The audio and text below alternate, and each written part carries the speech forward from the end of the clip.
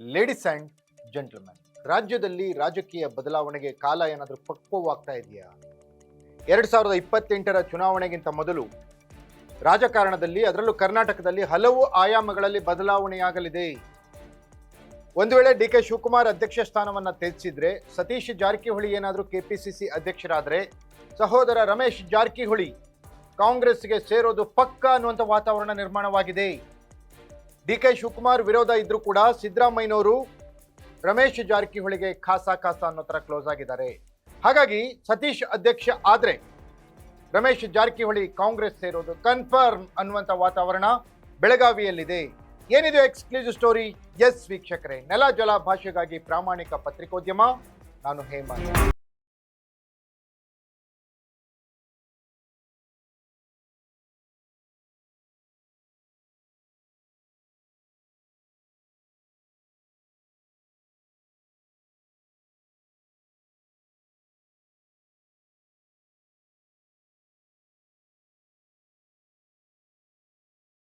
ಕರ್ನಾಟಕದಲ್ಲಿ ಅಧಿಕಾರ ಹಸ್ತಾಂತರದ ಚರ್ಚೆಗಳು ನಡೀತಾ ಇರುವಾಗಲೇ, ಕುರ್ಚಿ ಗುದ್ದಾಟ ನಡೀತಾ ಇರುವಂತಲೇ, ಕ್ರಾಂತಿ ಅನ್ನೋದು ನವೆಂಬರ್ ಕ್ರಾಂತಿ ಹೋಗಿ ಡಿಸೆಂಬರ್ ಕ್ರಾಂತಿ ಹೋಗಿ ಈಗ ಸಂಕ್ರಾಂತಿವರೆಗೂ ಏನು ಬಂದು ನಿಲ್ತಲ್ಲ, ಇದಾದ್ಮೇಲೂ ಕೂಡ ಸಿದ್ದರಾಮಯ್ಯನವರು ಸಿಎಂ ಸ್ಥಾನದಲ್ಲಿ ಫಿಕ್ಸ್ ಆಗಿ ಕೂತಿದ್ದಾರೆ.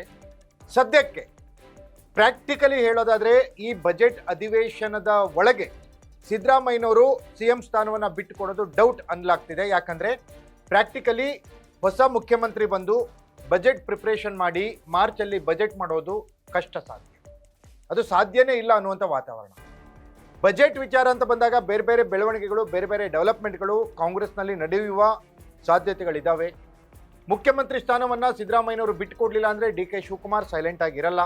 ಅಲ್ಲಿಯೂ ಕೂಡ ತಂತ್ರ ಪ್ರತಿತಂತ್ರ ನಡೀತಾನೆ ಇದ್ದಾವೆ. ಆದರೆ ಸತೀಶ್ ಜಾರಕಿಹೊಳಿ ಕೆಪಿಸಿಸಿ ಅಧ್ಯಕ್ಷರಾದರೆ ಬೆಳಗಾವಿ ಜಿಲ್ಲೆಯ ರಾಜಕೀಯ ಚಿತ್ರಣವೇ ಟೋಟಲ್ ಬದಲಾಗುತ್ತೆ. ಸೌದಿ ಸತೀಶ್ ಜಾರಕಿಹೊಳಿ, ಲಕ್ಷ್ಮೀ ಹೆಬ್ಬಾಳ್ಕರ್ ಈ ಕಾಂಗ್ರೆಸ್ನ ಮುಂಚೂಣಿ ನಾಯಕರಿದ್ರು ಕೂಡ, ಬಿಜೆಪಿಯಲ್ಲಿ ಜೊಲ್ಲೆ ಕುಟುಂಬ ಇದೆ, ರಮೇಶ್ ಜಾರಕಿಹೊಳಿ ಇದ್ದಾರೆ, ಬೇರೆ ಬೇರೆ ನಾಯಕರಿದ್ದಾರೆ. ಆದರೂ ಕೂಡ ಸತೀಶ್ ಜಾರಕಿಹೊಳಿ ಕೆಪಿಸಿಸಿ ಅಧ್ಯಕ್ಷರಾದರೆ ಬೆಳಗಾವಿ ಜಿಲ್ಲೆಯ ರಾಜಕಾರಣ ಸಂಪೂರ್ಣ ಬದಲಾಗುತ್ತೆ.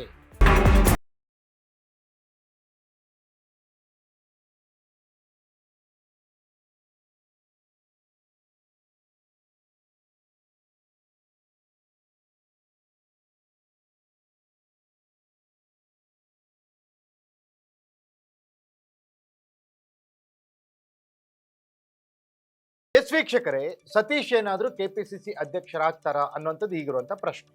ಹೌದು ಅಂತಿವೆ ಕಾಂಗ್ರೆಸ್ನ ಮೂಲಗಳು. 2024ರ ಪಾರ್ಲಿಮೆಂಟ್ ಚುನಾವಣೆಯ ನಂತರವೇ ಡಿ ಕೆ ಶಿವಕುಮಾರ್ ಕೆಪಿಸಿಸಿ ಅಧ್ಯಕ್ಷ ಸ್ಥಾನವನ್ನು ಬಿಟ್ಟುಕೊಡ್ಬೇಕು. ಆದರೆ ಇಲ್ಲಿಯವರೆಗೂ ಹಾಗೂ ಹೀಗೂ ತಳೆದುಕೊಂಡು ಬಂದಿರುವಂಥ ಡಿ ಕೆ ಶಿವಕುಮಾರ್ ಈಗ ಅಂತಿಮ ಹಂತದತ್ತ ಬಂದು ನಿಂತಿದ್ದಾರೆ.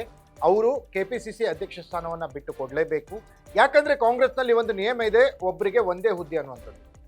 ಅದೇ ಕಾರಣಕ್ಕೋಸ್ಕರ ಈಗ DCM ಆಗಿರುವಂತಹ ಡಿ ಕೆ ಶಿವಕುಮಾರ್ ಕೆಪಿಸಿಸಿ ಅಧ್ಯಕ್ಷ ಸ್ಥಾನವನ್ನು ಕೂಡ ನಡೆಸ್ತಾ ಇದ್ದಾರೆ. ಹಾಗಾಗಿ ಒಬ್ಬರಿಗೆ ಒಂದು ಹುದ್ದೆ ಅನ್ನುವಂಥದ್ದು ಇಲ್ಲಿ ಕಾಂಗ್ರೆಸ್ನ ಒಂದು ಅಘೋಷಿತ ನಿಯಮಕ್ಕೆ ಇಲ್ಲಿ ಧಕ್ಕೆ ಆಗ್ತಾ ಇದೆ. ಹಾಗಾಗಿ ಡಿ ಕೆ ಶಿವಕುಮಾರ್ ಎರಡರಲ್ಲಿ ಒಂದನ್ನು ಬಿಟ್ಕೊಡ್ಬೇಕು. ಆದರೆ ಅವರು DCM ಸ್ಥಾನವನ್ನು ಬಿಟ್ಕೊಡಲ್ಲ, ಆದರೆ ಕೆಪಿಸಿಸಿ ಅಧ್ಯಕ್ಷ ಸ್ಥಾನವನ್ನು ಬಿಟ್ಕೊಡ್ತಾರೆ ಅನ್ನುವಂಥ ಮಾತುಗಳು ಕಾಂಗ್ರೆಸ್ನಲ್ಲಿ ಕಳೆದ 3 ತಿಂಗಳಿಂದನೂ ಕೇಳಿ ಬರ್ತಾ ಇವೆ. ಆದರೆ ಅದಕ್ಕಿನ್ನೂ ಮುಹೂರ್ತ ಸಿಕ್ಕಿಲ್ಲ. ಈಗ ಡಿ ಕೆ ಶಿವಕುಮಾರ್ ರೆಡಿ ಆಗಿದ್ದಾರೆ ಕೆಪಿಸಿಸಿ ಅಧ್ಯಕ್ಷ ಸ್ಥಾನವನ್ನು ಬಿಟ್ಕೊಡ್ಲಿಕ್ಕೆ.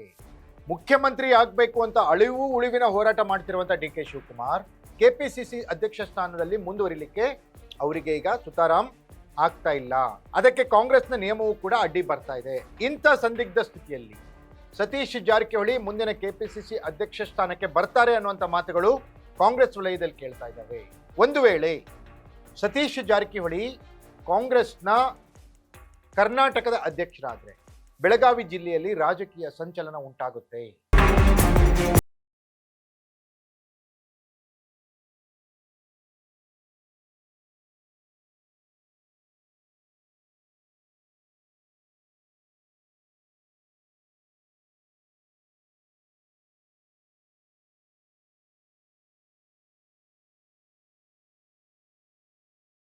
ಎಸ್ ವೀಕ್ಷಕರೇ, ಸತೀಶ್ ಕಾಂಗ್ರೆಸ್ ಅಧ್ಯಕ್ಷರಾದರೆ ರಮೇಶ್ ಜಾರಕಿಹೊಳಿ ಕಾಂಗ್ರೆಸ್ ಸೇರೋದು ಪಕ್ಕ ಅನ್ಲಾಗ್ತಿದೆ.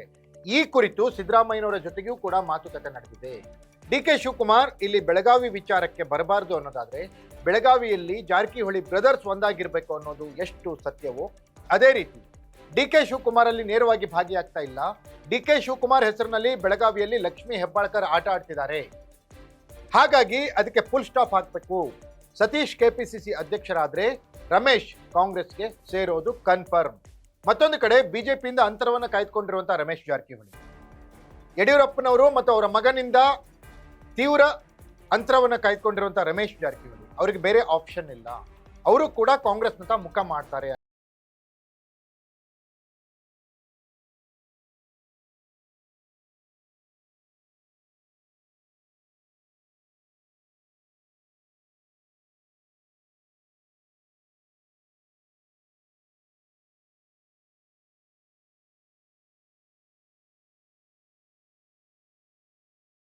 ಹಾಗಾದ್ರೆ ಕೆಪಿಸಿಸಿ ಅಧ್ಯಕ್ಷ ಸ್ಥಾನ ಬದಲಾಗುತ್ತಾ? ಕೆಪಿಸಿಸಿ ಅಧ್ಯಕ್ಷ ಸ್ಥಾನವನ್ನು ಬಿಟ್ಟು ಕೊಟ್ಟ ಮೇಲೆ ಡಿ ಕೆ ಶಿವಕುಮಾರ್ ಮುಖ್ಯಮಂತ್ರಿ ಆಗ್ಲಿಲ್ಲ ಅಂದ್ರೆ ಏನ್ ಮಾಡ್ತಾರೆ? ಡಿ ಕೆ ಶಿವಕುಮಾರ್ ಬಿಟ್ಟು ಕೊಟ್ಟಿರುವ ಕೆಪಿಸಿಸಿ ಅಧ್ಯಕ್ಷ ಸ್ಥಾನಕ್ಕೆ ಸತೀಶ್ ಜಾರಕಿಹೊಳಿ ಅವರೇ ಬರ್ತಾರಾ? ಸತೀಶ್ ಜಾರಕಿಹೊಳಿ ಅವರು ಬಂದ್ರೆ ಅವರ ಸಹೋದರ ರಮೇಶ್ ಜಾರಕಿಹೊಳಿ ಅವರನ್ನ ಪಕ್ಷಕ್ಕೆ ಸೇರ್ಪಡೆ ಮಾಡ್ಕೋತಾರಾ? ಅವ್ರೇನಾದ್ರೂ ಪಕ್ಷಕ್ಕೆ ಬರ್ತಾರೆ ಅಂದ್ರೆ ಡಿ ಕೆ ಶಿವಕುಮಾರ್ ಅವರ ರಿಯಾಕ್ಷನ್ ಹೇಗಿರುತ್ತೆ? ಎಲ್ಲದನ್ನ ಕಾದ್ ನೋಡ್ಬೇಕು ವೀಕ್ಷಕರೇ. ಇದಾಗಿತ್ತು ಎಕ್ಸ್ಕ್ಲೂಸಿವ್ ಸ್ಟೋರಿ. ನೆಲ ಜಲ ಭಾಷೆಗಾಗಿ ನೋಡ್ತಾ ಇರಿ ಫೋಕಸ್ ಟಿವಿ.